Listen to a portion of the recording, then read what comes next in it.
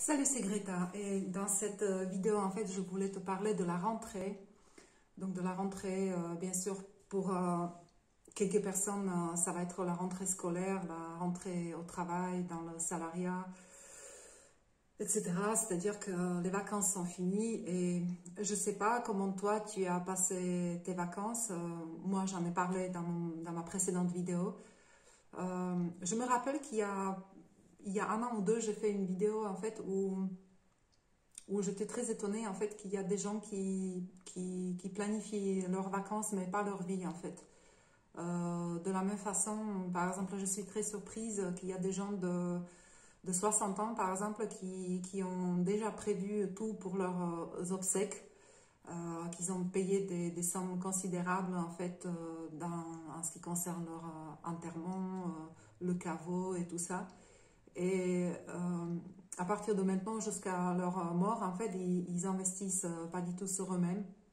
Mais en fait, leur mort, elle est beaucoup plus importante que la vie. En tout cas, moi j'ai un peu cette image-là. Peut-être tu sois pas d'accord avec moi. Mais en tout cas, ce qui nous attend à la rentrée aujourd'hui, ce qu'on sait, c'est que ça va pas être facile. Ça va être même difficile parce que, bien sûr, on peut avoir l'appréhension par rapport à ce qui se passe en France, la situation sanitaire, etc. Je veux pas du tout rentrer dans le débat médical. Je pense qu'il y a, selon tes croyances, il y a énormément de ressources que tu peux déjà consulter sur Internet. Voilà, donc ça c'est un sujet sur lequel je ne veux pas du tout m'attarder en fait par rapport aux décisions par rapport aux décisions si l'injection des produits est bon pour toi ou non. Enfin, moi, je ne peux pas te dire ce que tu dois faire. J'ai une petite idée, je sais ce que je ferai moi, en tout cas ce que je ferai pas. Et je voulais te parler plutôt de cette ambiance en fait qui va venir et par rapport aux informations. Euh, Tu sais, j'ai eu dans mon cabinet maintenant plusieurs clients qui sont venus pour faire une séance de shiatsu avant la rentrée voilà, pour se ressourcer un peu, pour se détendre, pour mettre des choses en place, pour trouver un meilleur équilibre pour qu'ils puissent entamer cette rentrée. Et plusieurs clients en fait ont exprimé déjà leur détermination de ce qu'ils acceptent de faire en fait. C'est-à-dire ils ont déjà posé des limites, ce qu'ils accepteront pas dans leur travail ou en ce qui concerne leurs enfants, la scolarité, etc. Et moi je voulais faire juste un petit rappel, c'est que être contre quelque chose, ça ne suffit pas. C'est très très bien si tu as déjà posé tes limites, c'est-à-dire si tu t'es posé des questions par rapport à cette situation, qu'est-ce que tu ferais, qu'est-ce que tu ferais pas, quelles sont les limites que tu vas pas franchir selon ta conscience ou selon tes croyances. Je sais pas comment tu as procédé, mais de se dire que tu es contre quelque chose, que tu ne feras pas ceci ou cela, en fait, c'est pas suffisant. C'est très important, c'est la première chose à faire. D'ailleurs, je le dis à chaque fois à mes clients. Il y a des gens qui me demandent, voilà, ils me demandent quoi faire dans cette situation, machin. Les gens ont peur, la peur de l'autorité, de ce qui va se passer, la peur de chantage affectif entre les parents, les enfants, les petits-enfants. J'en ai déjà parlé dans mes précédentes vidéos. Euh, donc en fait, je leur dis qu'il faut se poser en fait des questions. Qu'est-ce que tu feras si? C'est-à-dire, il faut vraiment mettre sur le papier. Je le dis à chaque fois, c'est très important de l'écrire parce que cognitivement, c'est beaucoup plus efficace. Ça rentre en fait dans ta conscience. Et donc, il faut écrire vraiment toutes les limites que tu veux pas franchir parce que tu l'as décidé. Ok? Maintenant, une fois posé sur le papier, ça ne suffit pas. C'est-à-dire qu'il faut se poser aussi la question, est-ce que tu as les capacités en fait de ne pas céder, de ne pas te coucher devant une autorité ou devant voilà, une injonction qui vient de l'extérieur. D'accord? Et là, en fait, ce que je veux dire par là, c'est que tu as beau à ne pas être d'accord avec quelque chose, la question c'est se poser, c'est est-ce que tu as les moyens d'y tenir, c'est-à-dire de honorer en quelque sorte ta propre conscience, d'accord? Donc par exemple, si tu es en mauvaise santé, si tu as des problèmes physiques, psychologiques, si tu as des problèmes par exemple financiers, si tu as des problèmes émotionnels, etc., il faut que tu saches comment tu peux résoudre ces problèmes d'abord. Parce que si tu ne les résous pas, en fait, il se peut que dans la situation concrète, tu vas lâcher, en fait, tu vas abandonner, si tu veux, la décision que tu as prise. Ça arrive très, très fréquemment dans la vie. Ça m'arrive à moi aussi. Moi aussi, j'abandonne les décisions que j'ai prises.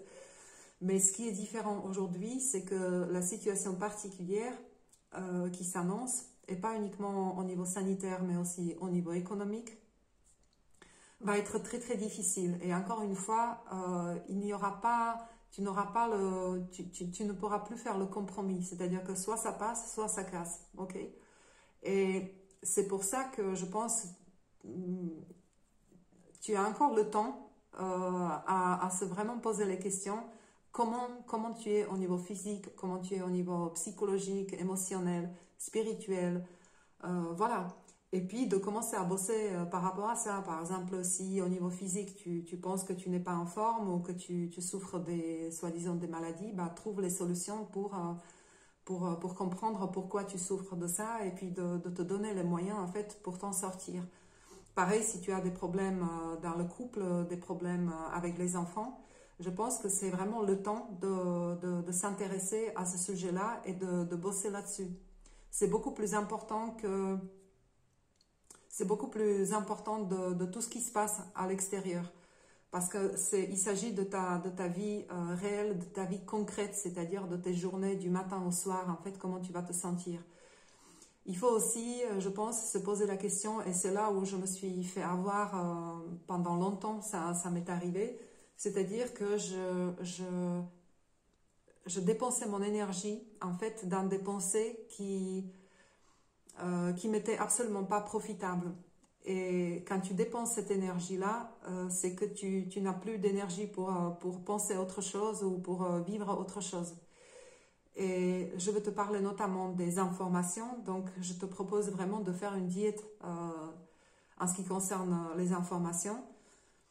Je pense que ça serait bien aussi de récupérer ou de cumuler des informations qui te sont utiles, d'accord? Donc si tu veux par exemple de t'instruire dans le domaine médical, scientifique ou juridique, tu as énormément de matériel sur Internet. Maintenant, ne me demande pas parce qu'il y a des gens qui me disent oui, mais je ne sais pas ce qui est vrai, ce qui est faux. Écoute, démerde-toi. Je veux dire, c'est quelque chose assez simple. Je suis sûre que si par exemple tu étais passionné par la peinture ou le jardinage, bah, tu feras l'effort de faire la différence entre ce qui marche, ce qui marche pas, tu vois, je te fais confiance, c'est-à-dire ça demande une sorte de recherche.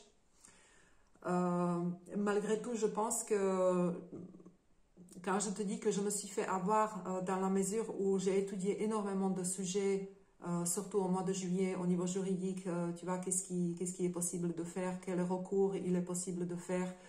Je ne suis pas vraiment dans la situation où j'ai des enfants. Effectivement, je ne souffre pas de cette problématique de ce que je vais faire avec mon enfant pour pouvoir rentrer à l'école. Tu vois, aujourd'hui, c'est un problème auquel on n'a jamais pensé. Il est vrai aussi que je n'ai pas une problématique de travail, je n'ai pas une autorité en fait au-dessus qui va me demander mon pass sanitaire ou d'autres preuves de mon état de santé. C'est vrai, mais malgré tout, si tu veux, je vis aussi sur cette terre-là. Je veux dire, je suis tout à fait comme toi. Et effectivement, j'ai repéré aussi pas mal de choses qui pourraient me pourrir la vie.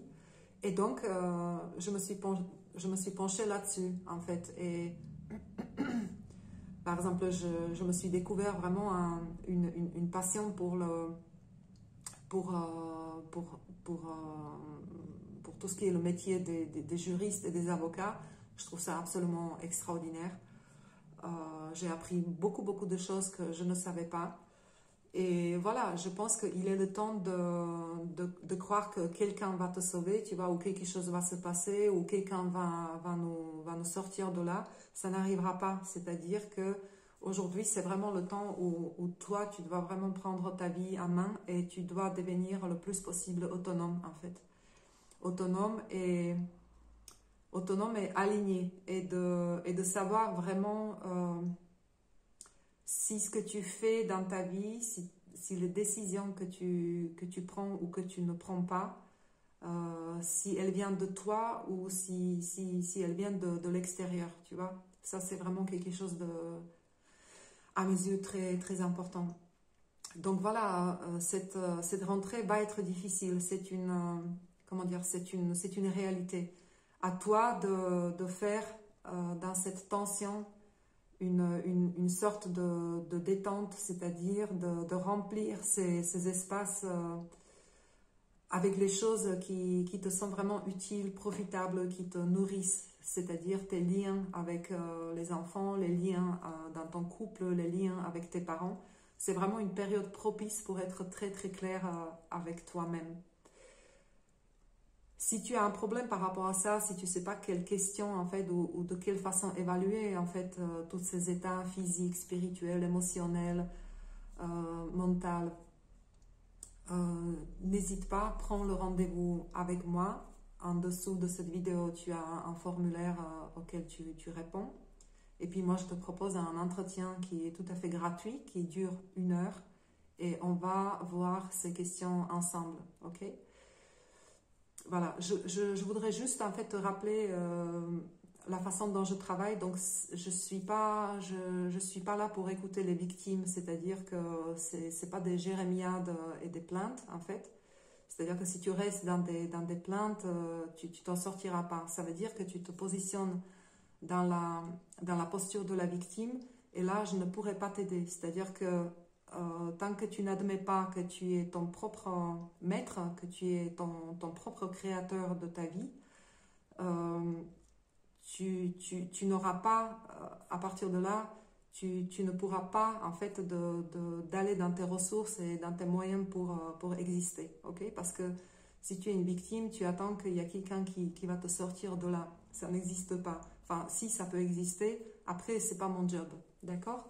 Donc, vraiment, si tu as envie d'échanger très sincèrement par rapport à ta problématique avec moi, je pourrais t'aider en fait en te posant des bonnes questions par rapport à tes problèmes, ok? Donc voilà, c'est ce que je voulais partager avec toi. Allez, à la prochaine. Ciao, ciao.